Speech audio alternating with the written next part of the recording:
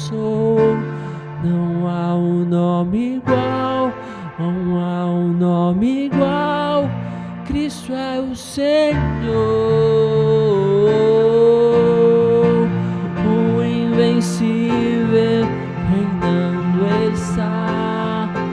Montes se prostram para o adorar. Não há um nome igual, não há um nome igual. Cristo é o Senhor. Em Deus a esperança achei. Na cruz venceu o nosso Rei. Poder que a morte não venceu, na cruz vida nos deu. Igual outro não há. Rega os olhos, o Rei chegou. A luz do mundo nos alcançou. Não há um nome igual, não há um nome igual. Cristo é o Senhor, o invencível reinando está. Montes se prostram para o adorar. Não há um nome igual, não há um nome igual. Cristo é o Senhor.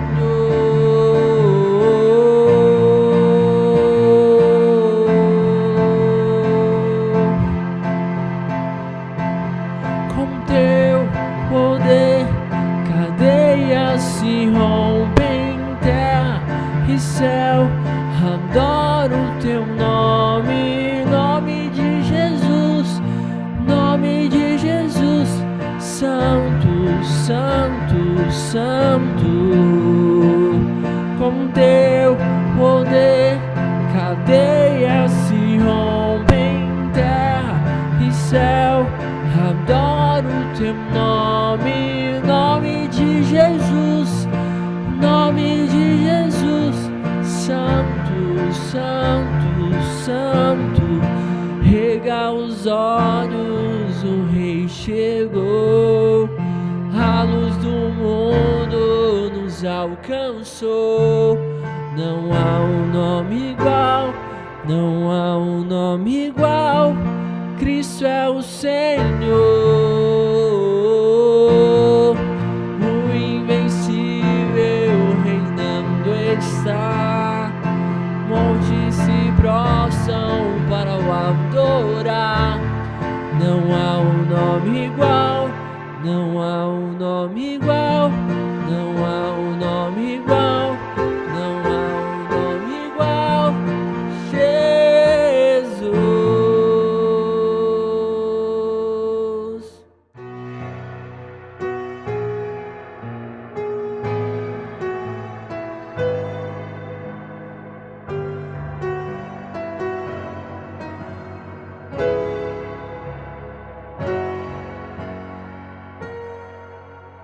Ao Rei dos Reis consagro todo o que sou. De graça e louvores transborda o meu coração. A minha vida eu entrego nas suas mãos, meu Senhor, pra te exaltar com todo o meu amor. Eu te louvarei conforme a tua justiça e cantarei louvores, pois tu és altíssimo. Celebrarei a ti, ó Deus, com meu viver. Cantarei e contarei as tuas obras, pois por tuas mãos foram criadas terra, céu e mar e todo ser que neles há. Toda a terra celebra a ti com cânticos de júbilo, pois tu és o Deus Criador. Ao Rei dos Reis consagro tudo o que sou, de graça louvor transborda o meu coração. A minha vida eu entrego nas tuas mãos, meu Senhor, pra te exaltar com todo meu amor. Eu te louvarei conforme a tua justiça e cantarei louvores, pois tu és altíssimo. Celebrarei a ti, ó Deus, com meu viver. Cantarei e contarei as suas obras, pois por tuas mãos foram criadas terra, céu e mar e todo ser que neles há.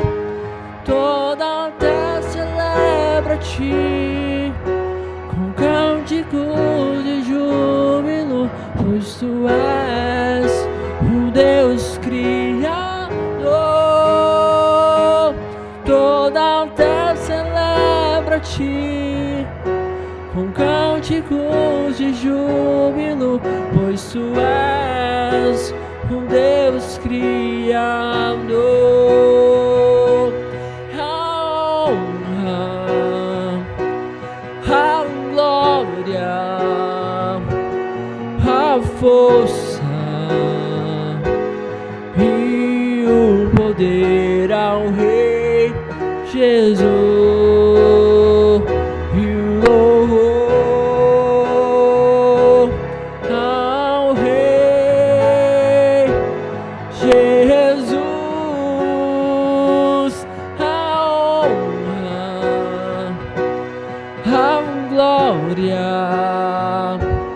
A força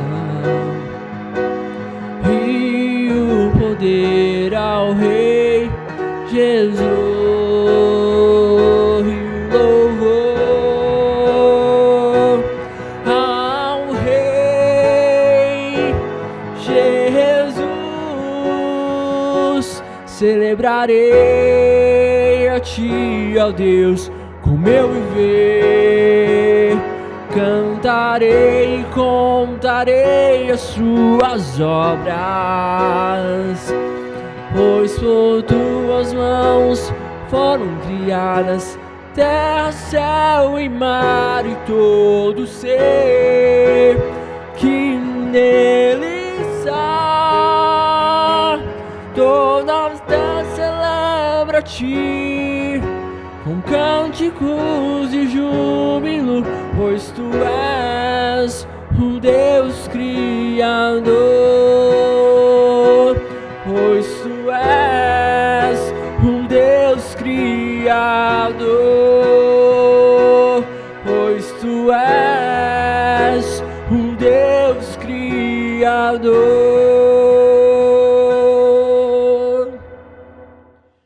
Olá a todos, na graça e na paz do nosso Senhor e Salvador Jesus Cristo.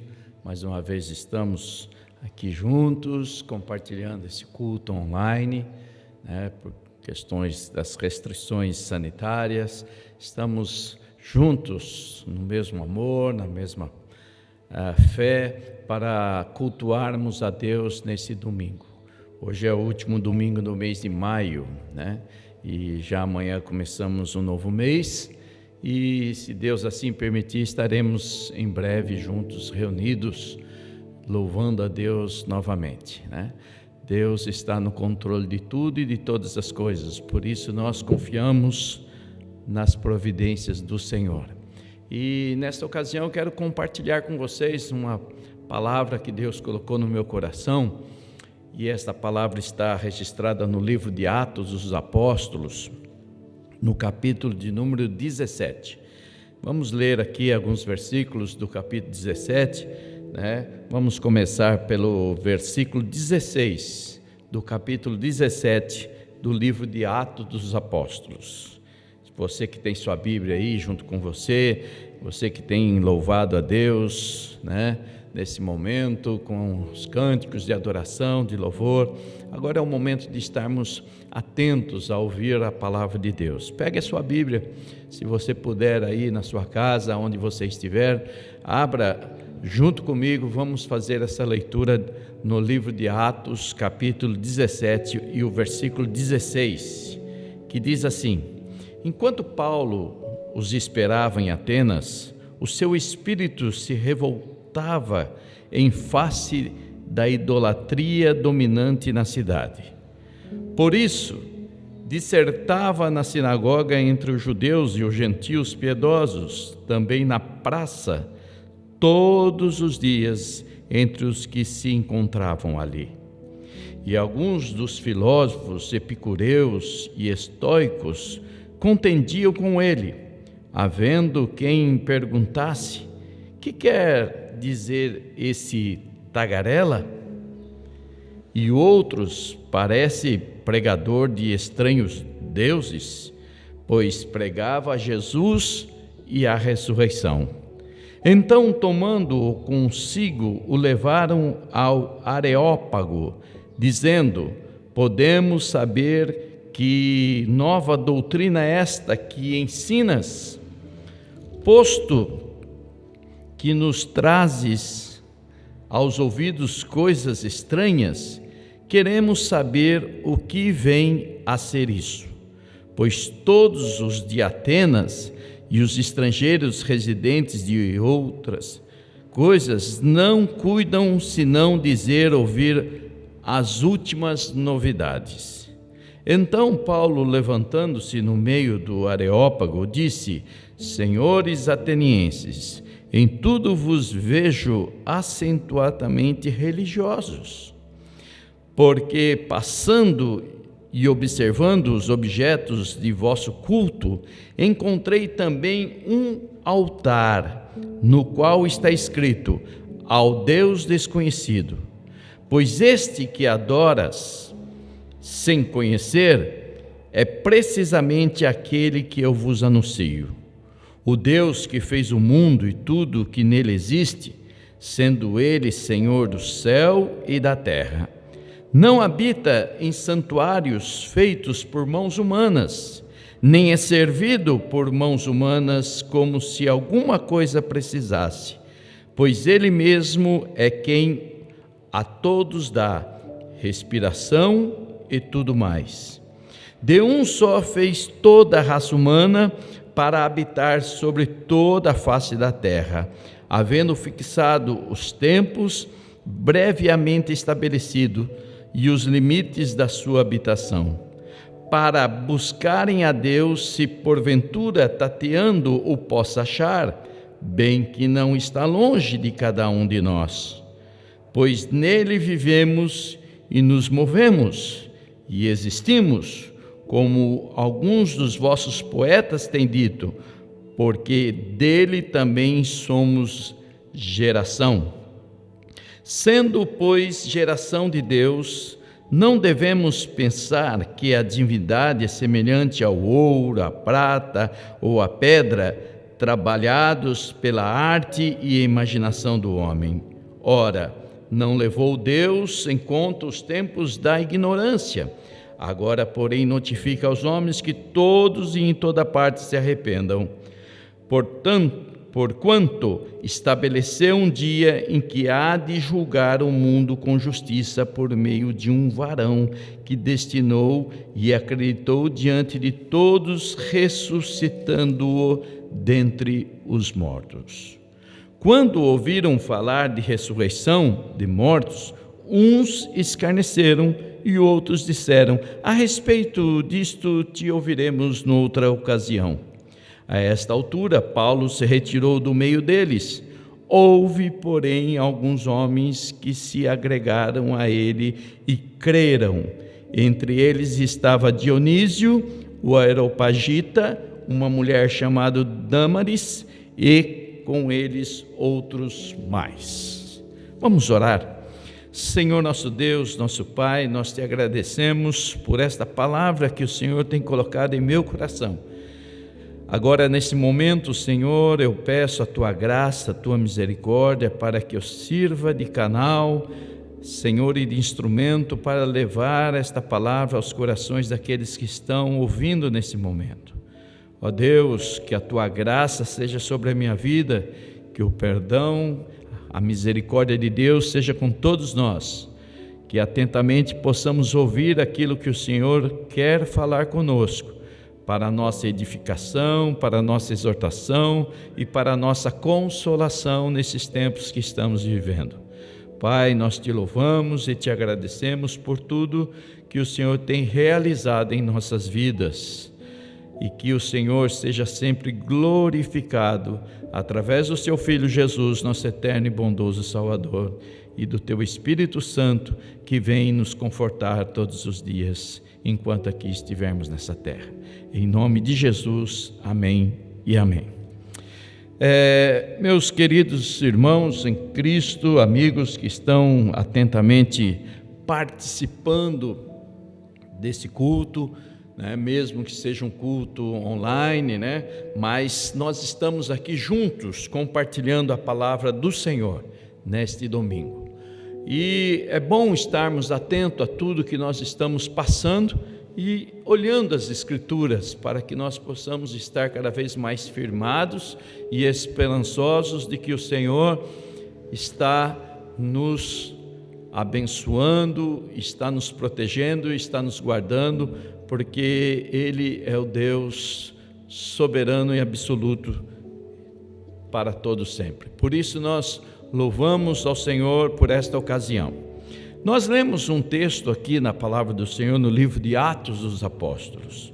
O livro de Atos dos Apóstolos é um livro histórico, porque está narrando o início da história do cristianismo, ou a história da igreja, assim como podemos dizer aqui na terra. Atos começa com o derramamento do Espírito Santo no cumprimento da profecia de Joel, que diz que nos últimos dias Deus derramaria do teu Espírito sobre todos, e ali se cumpre. No dia de Pentecostes, os discípulos recebem a presença do Espírito Santo e o milagre deles estarem glorificando a Deus em várias línguas de povos que ali estavam para celebrar aquele dia.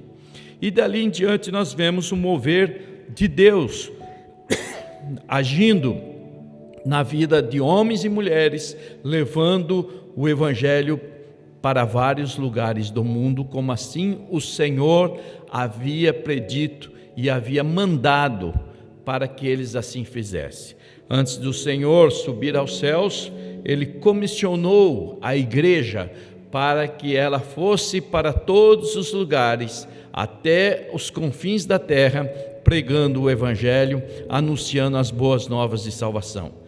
E com a presença do Espírito Santo sobre a igreja, fez com que esses homens e mulheres, cheios da graça de Deus, fossem motivados, impulsionados a levar o Evangelho do Senhor Jesus. E esse Evangelho alcançou várias pessoas, entre elas um homem chamado Saulo. Saulo, como nós sabemos, era também o apóstolo Paulo, mas antes da sua conversão, ele tinha o nome de Saulo, e ele era um escriba, um homem importante na sinagoga, e era um dos principais ali.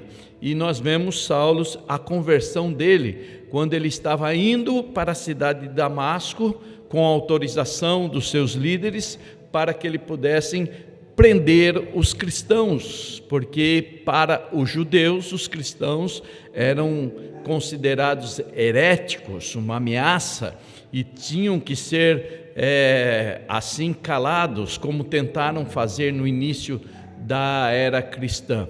Mas os cristãos, cheios do Espírito Santo, motivados, cheios da graça de Deus, não recuaram diante dessas ameaças que estavam sofrendo. E numa dessas ameaças, Paulo estava indo para prender os cristãos de Damasco, mas no meio do caminho houve um encontro com o Senhor Jesus, e a Bíblia diz ali que Paulo então passa a se tornar um cristão também, ele se converte e passa a ser um homem chamado por Deus para levar o evangelho da graça àqueles que estavam também precisando. Ou seja, de perseguidor ele passa a ser perseguido também, porque Paulo, desde o momento da sua conversão até o fim da sua vida, ele não deixa de anunciar o evangelho para as pessoas que viviam em sua época. Ele considerava um servo do Senhor Jesus e ele tinha uma missão, e essa missão ele levou até o fim da sua vida de uma maneira bem fiel ao seu chamado. Em uma dessas viagens missionárias, como nós podemos assim dizer, de Paulo, ele estava indo para alguns lugares ali da região, da Ásia Menor, hoje Turquia, e também da Europa, levando o evangelho para as cidades existentes daquela época.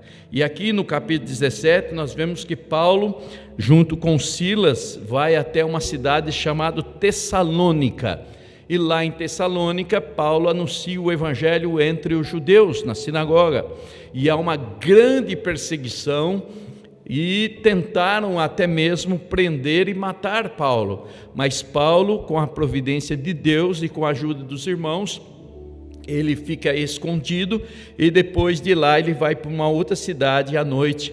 No dia da sua grande perseguição, ele sai à noite da cidade de Tessalônica e vai até a cidade de Bereia.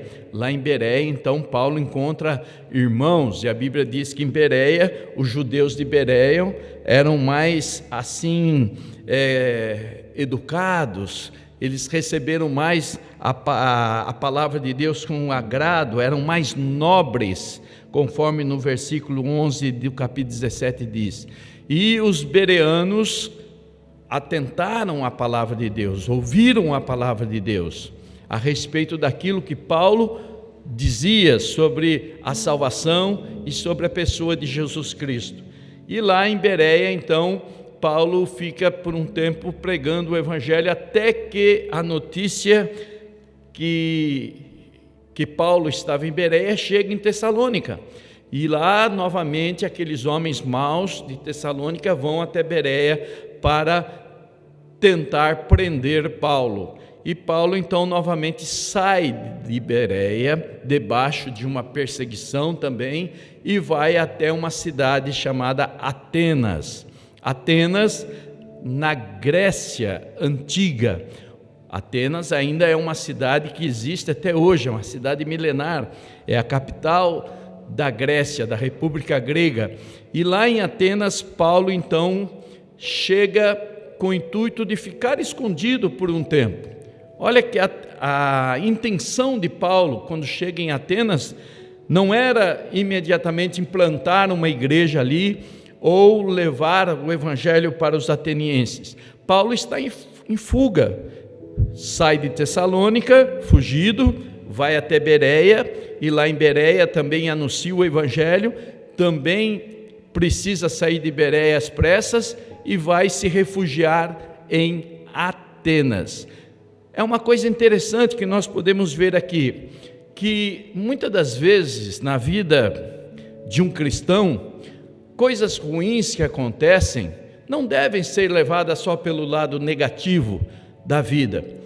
Deus está no controle de todas as coisas. Ele usa até circunstâncias para fazer com que nós podemos também mudar um pouco o nosso foco de vida, mudar a nossa intenção que nós estamos às vezes planejando para o futuro da nossa vida. Nós estamos vivendo um tempo difícil nesse momento, um tempo de pandemia. As igrejas hoje estão com dificuldade de agregar as pessoas por questões de uma legislação que impede a aglomeração de pessoas. Hoje nós estamos vendo um momento muito crítico, pessoas estão perdendo seus empregos, há uma incerteza em todo o mundo todo está abalado com essa situação, milhares de pessoas estão perdendo a sua vida, e estão deixando muitas pessoas e famílias enlutadas. Então há um momento mesmo de certa preocupação que nós estamos vendo no semblante das pessoas que nós olhamos aí, os noticiários cada vez pessimistas, e as pessoas estão sentindo-se fragilizadas e até mesmo angustiadas com esse momento. Mas para nós que somos crentes, cristãos, dirigidos pelo Espírito Santo, nós devemos ver o lado positivo dessa situação. Mas como assim um lado positivo? Olha, Paulo, como nós acabamos de ler, não saiu de uma perseguição em Tessalônica. Paulo estava fazendo a obra de Deus em Tessalônica, estava pregando o Evangelho, Deus estava salvando pessoas. De repente ele precisa sair de lá às pressas. Os irmãos que ampararam, que hospedaram Paulo, foram presos, ameaçados de morte, precisaram pagar uma fiança para ser libertado. Paulo vai até Bereia, e lá em Bereia ele é recebido com nobreza pelos judeus ali de Bereia, e ele também anuncia o Evangelho, até que a notícia vai até Tessalônica, e lá em Tessalônica então enviam homens maus para prender Paulo novamente, e novamente Paulo tem que deixar ali a cidade de Bereia, onde estava sendo estabelecida uma igreja, estava vidas sendo convertidas, e vai até Atenas. Atenas era uma cidade que estava lá fora da questão judaica ou da cultura judaica. Atenas tinha uma cultura grega, uma cultura própria da sua região, dos gregos ali, e Paulo chega em Atenas fugido. Veja bem qual era a situação deste homem de Deus, e nós estamos vivendo um momento também difícil, e nesse momento estamos todos às vezes apreensivos também, preocupados com a situação, mas nós vamos pegar o lado positivo dessa situação. Assim como Paulo pegou o momento que ele estava em Atenas, ele não perdeu a oportunidade de anunciar o Evangelho em Atenas. Ele começou a analisar algumas situações, perceber algumas coisas que estavam vivendo naquela cidade, e ele então, diante daquela situação que Paulo está vivendo, Deus deu o direcionamento para ele começar a pregar e falar do amor e de Cristo para os atenienses. Assim também nós, meus queridos irmãos, que estamos passando por esse momento, não perca a oportunidade. Você, meu querido irmão, irmã que está me ouvindo nesse momento, é uma oportunidade muito rica de nós anunciarmos a graça de Deus às pessoas que estão aí desesperadas, pessoas que estão problemáticas, pessoas que estão abatidas com essa situação que nós estamos vivendo. A igreja, ela tem que ser o fiel da balança. A igreja tem que ser realmente aquela que faz a diferença nessa sociedade em que nós vivemos. A igreja, ela tem que marcar sua posição como realmente algo que nós podemos crer que Deus pode usar até mesmo esse momento crítico que estamos vivendo para resgatar muitas e muitas vidas através da sua palavra. Nós estamos vendo aí que muitas pessoas que há tempos atrás, alguns dias atrás, podemos até dizer, não queria ouvir a palavra de Deus, não entrava numa igreja, sequer não queria saber das coisas de Deus, hoje estão mais acessíveis, estão abrindo seus corações para ouvir a palavra de Deus, porque realmente ela tem vivido esse momento de desesperança nas suas vidas, e a palavra de Deus traz esperança, traz conforto para a nossa alma. Paulo, então, diante daquela situação, estava fugindo, estava sendo perseguido, ameaçado de morte, vai até a cidade de Atenas, e lá em Atenas, então, Paulo começa a anunciar o Evangelho de Jesus Cristo. Paulo observa a cidade, e de repente ele começa a perceber que em Atenas havia muitos ídolos, era uma cidade cheia de idolatria. A religião, a mitologia grega era muito forte naquela época. Os gregos adoravam vários deuses, ou até mesmo semideuses. O que eram semideuses? Eram pessoas humanas que também eram considerados como deuses, ou eram frutos de relações com os deuses da mitologia grega com os humanos. E eles então eram muito apegados a esse tipo de misticismo, de idolatria, de religiosidade. Mas de repente Paulo nota um altar, e nesse altar não havia nenhuma imagem em cima em cima desse altar. E havia uma frase escrita embaixo do altar dizendo: ao Deus desconhecido. E é naquele momento que Paulo vê aquele altar, vê aquele pedestal e vê que não tem nenhuma imagem de nenhuma divindade da mitologia ou da religiosidade grega, e escrito ao Deus desconhecido, que o Espírito Santo orienta Paulo a começar a falar do amor de Deus aos atenienses. E Paulo então começa a discorrer a respeito do Evangelho, e a notícia de que havia um estrangeiro na cidade, falando de algo que eles não tinham ideia do que estava sendo falado. Alguns até mesmo já sabiam do avanço do cristianismo, das doutrinas cristãs que estavam invadindo as regiões ali existentes do mundo naquela época. Chamam Paulo para falar a respeito dessas novas doutrinas num lugar onde os atenienses consideravam como uma arena de debates, chamado Areópago. O que era um Areópago? O Areópago era um anfiteatro ao ar livre, onde as pessoas ficavam sentadas em uma arquibancada e um orador discorria a respeito de suas ideias. Veja bem, os gregos, principalmente os atenienses, a Grécia antiga naquela época era dividida em cidades-estados. Cada cidade tinha suas leis, tinha seu modo de governo diferente uma da outra. O que unia os gregos era o idioma e a cultura, mas as cidades eram independentes, autônomas.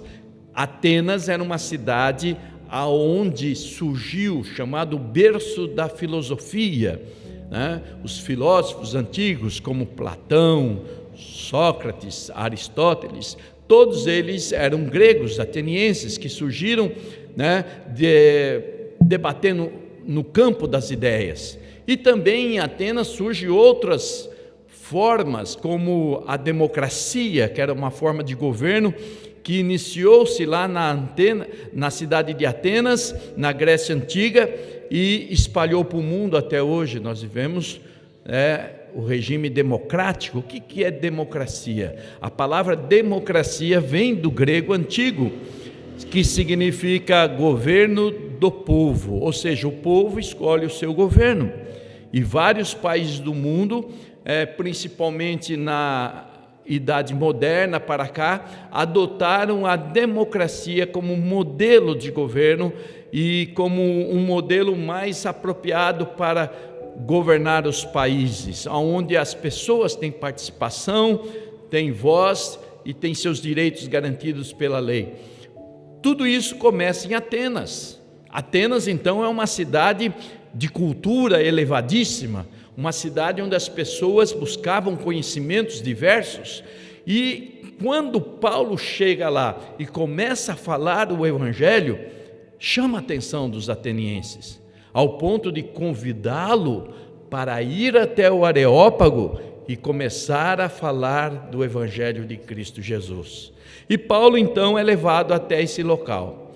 E lá no Areópago, Paulo começa o seu discurso dizendo assim, né? Quando Paulo, levantando no meio daquele povo lá no Areópago, como diz o versículo 22, disse: Senhores atenienses, em tudo vos vejo acentuadamente religiosos. Então Paulo diz que eles eram religiosos.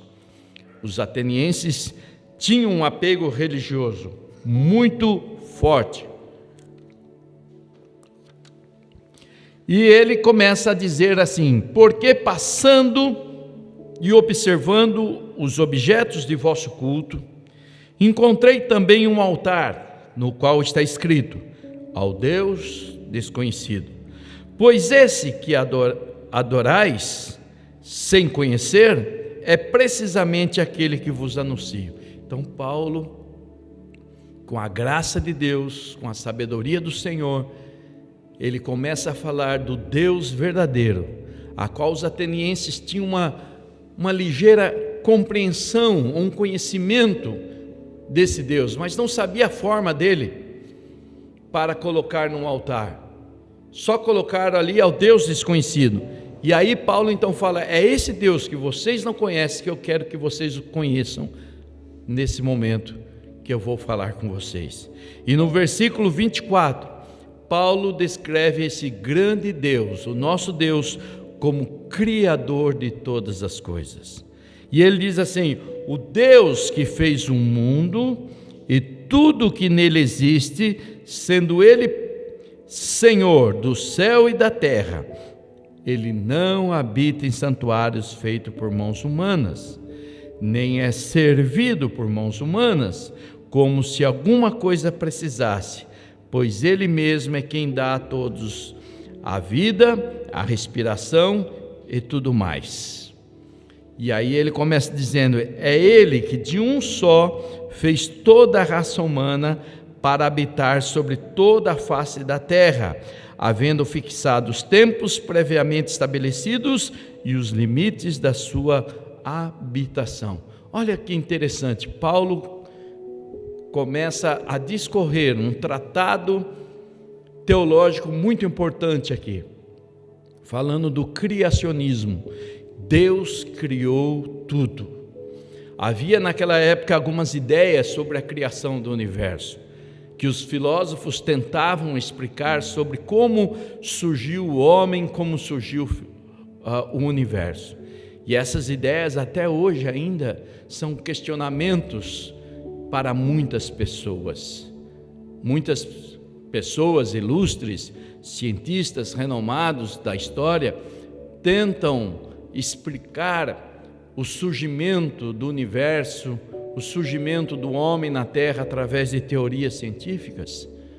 Muitos tentam aí trazer a teoria da evolução, né? Ou a teoria do Big Bang, da grande explosão que surgiu o universo e assim por diante, e não admitem que Deus é o Criador.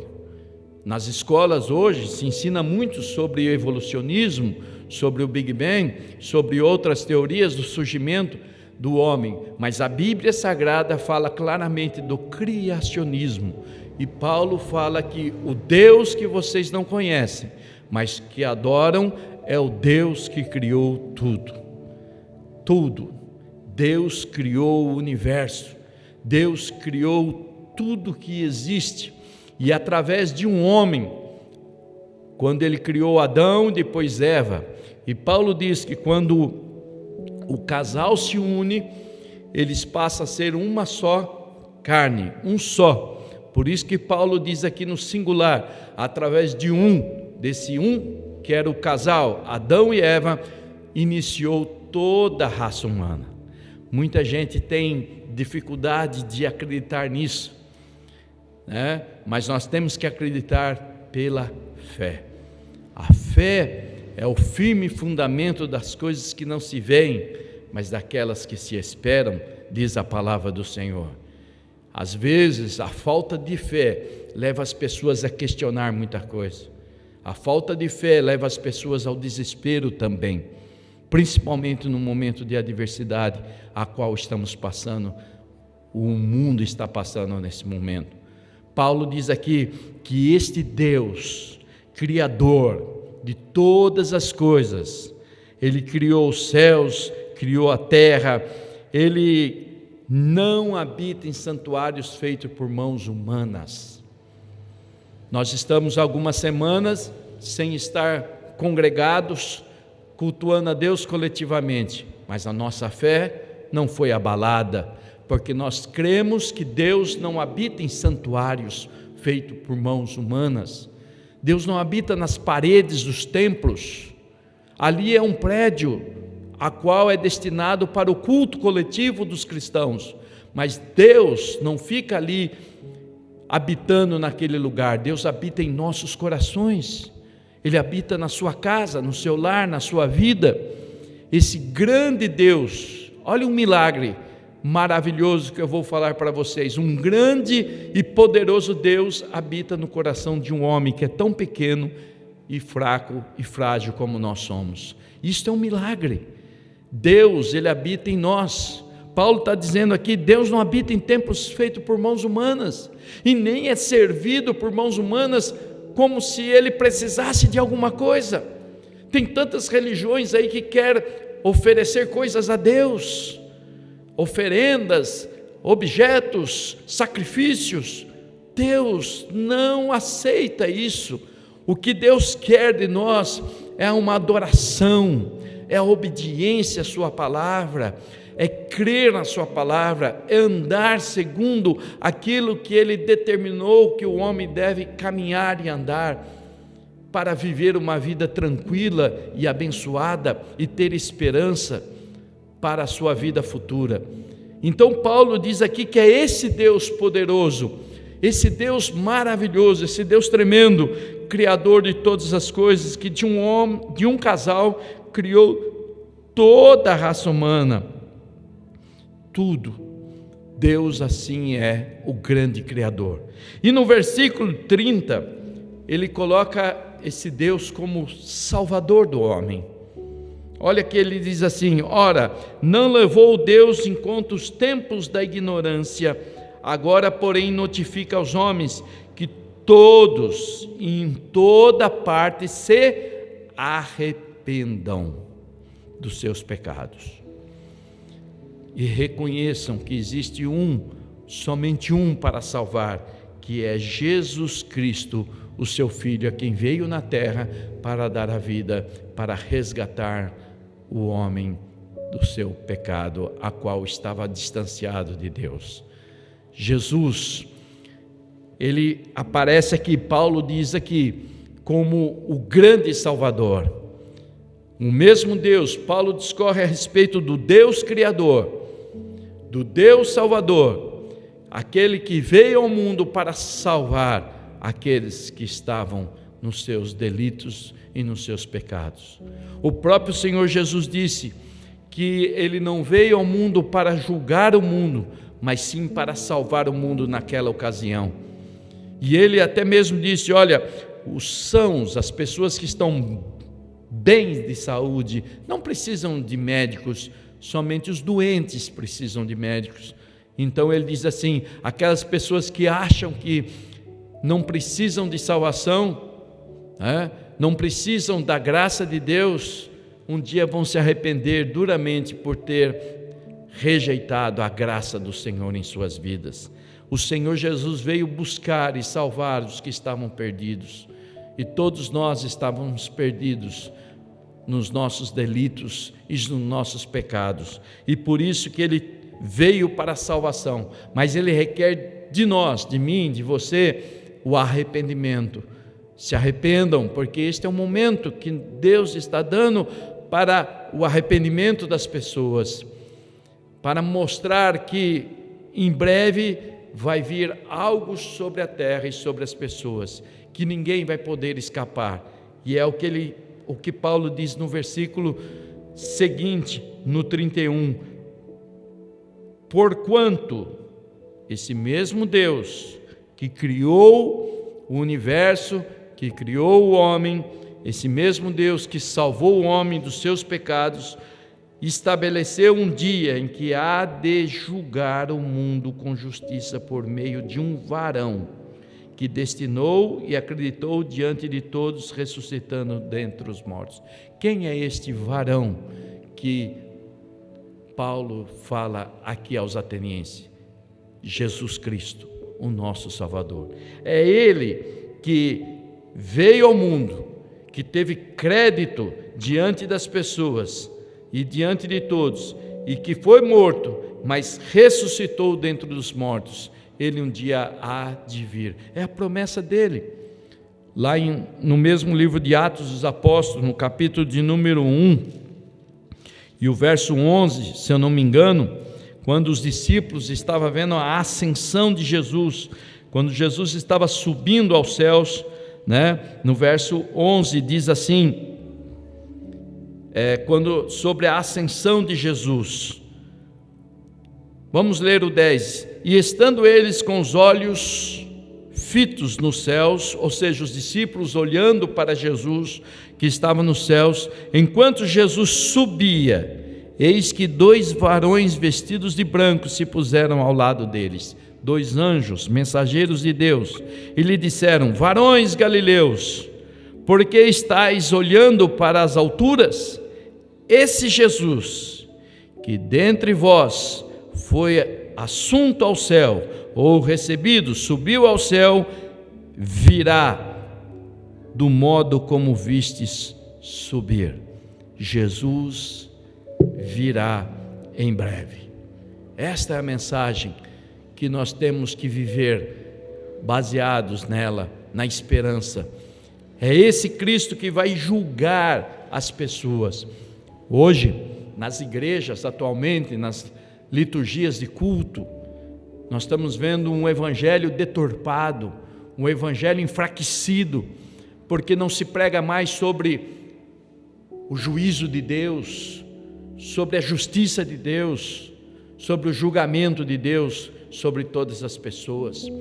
Não se fala mais sobre a volta de Jesus como se falava há alguns anos atrás.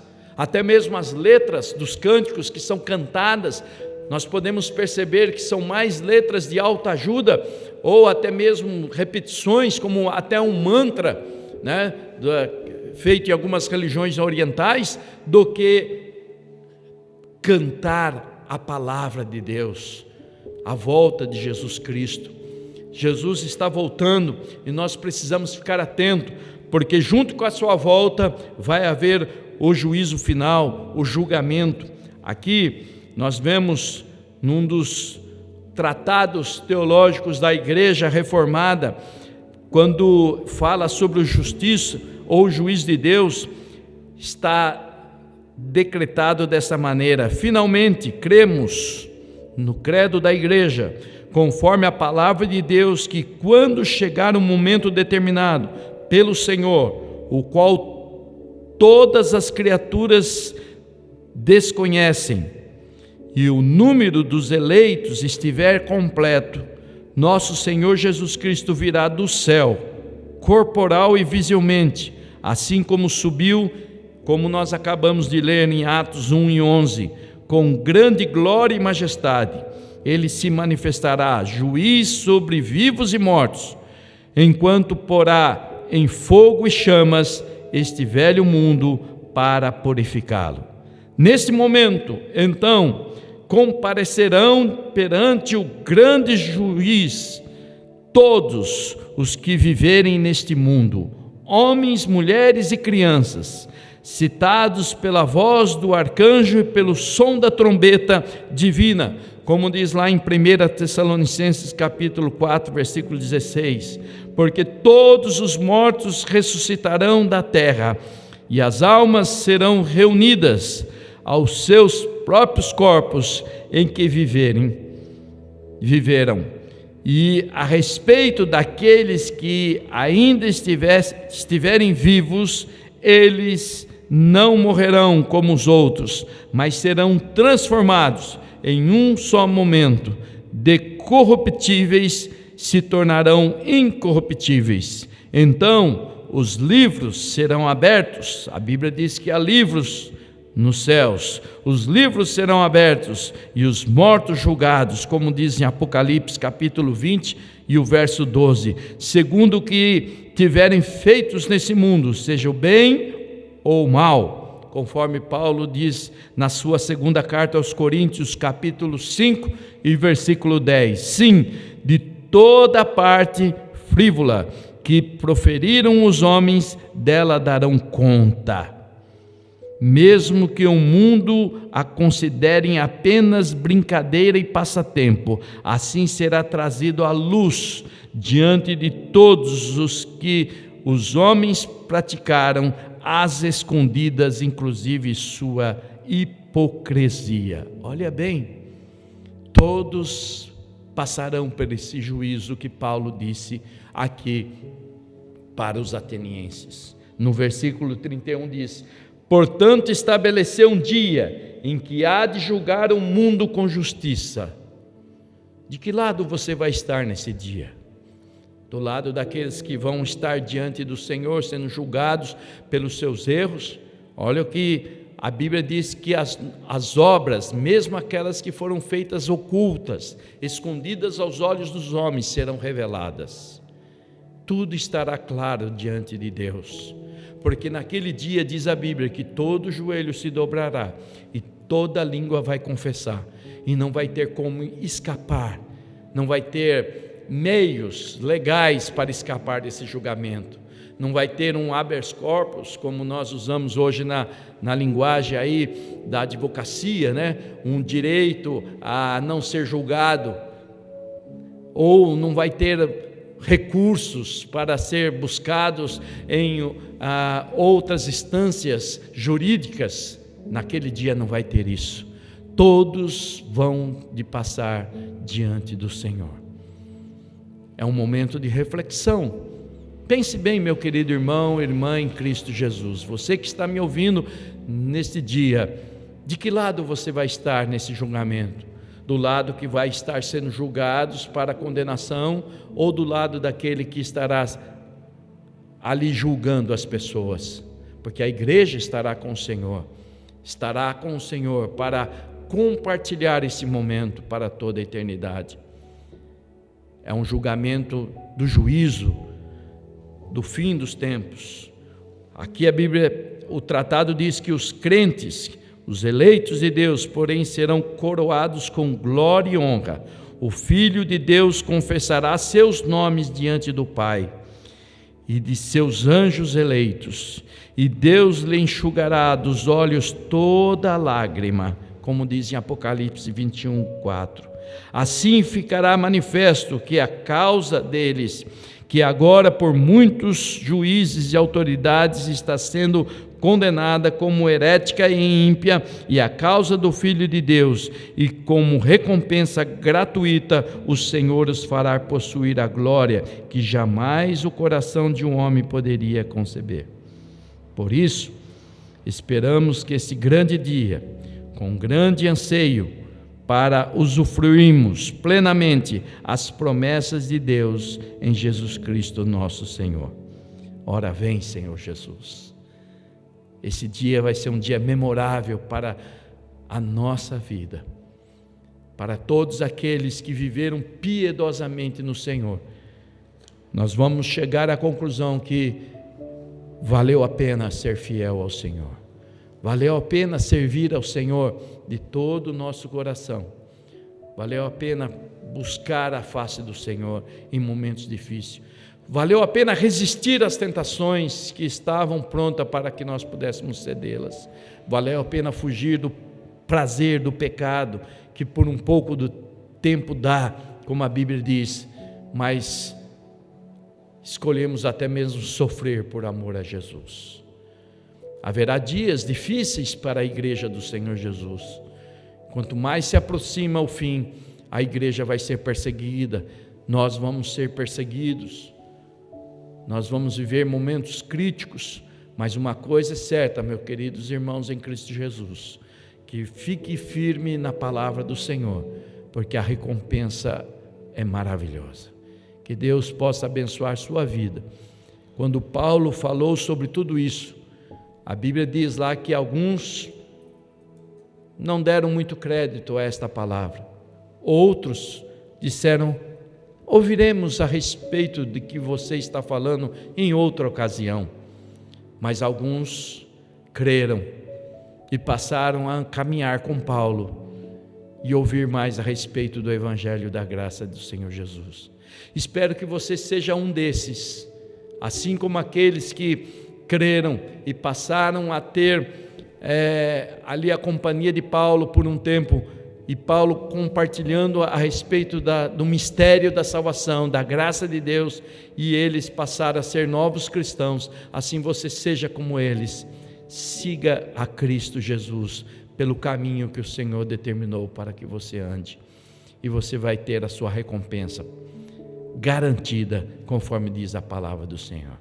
Que Deus te abençoe e te guarde, que Deus dê uma semana de paz para a sua vida, que o Senhor lhe proteja nesse novo mês que está iniciando a partir de amanhã, e que seja um mês abençoado para todos nós, e que você possa brevemente juntos estarmos novamente cultuando a Deus, revendo-nos, matando a saudade, e podemos estar juntos compartilhando da mesma fé e do mesmo amor. Eu quero orar por você que está ouvindo esta palavra, você que está passando um momento difícil na sua vida, você que está perdendo a esperança até mesmo, e a fé está sendo um pouco assim abalada na sua vida. Eu quero orar para Deus revigorar a sua fé, fortalecer a esperança que tem no seu coração e animar você a viver esses dias difíceis. Aqueles que estão doentes, que estão enfermos também, que o Senhor possa assisti-los nesse momento e possa consolar o coração de cada um, fortalecendo-os através da sua palavra. Oremos. Senhor, Deus Pai Todo-Poderoso, Deus Criador dos céus e da terra, o Senhor que é grande, que é maravilhoso, que não precisa de nenhuma oferenda, de nada que possamos lhe dar, a não ser somente a nossa devoção, nossa adoração que prestamos a Ti, Senhor.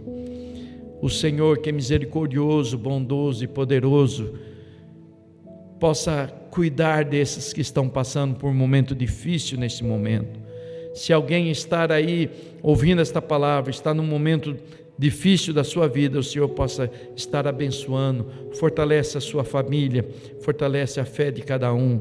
Senhor, dê uma semana abençoada para cada um de nós, um mês que está iniciando, Senhor, abençoados na vida de cada um de nós.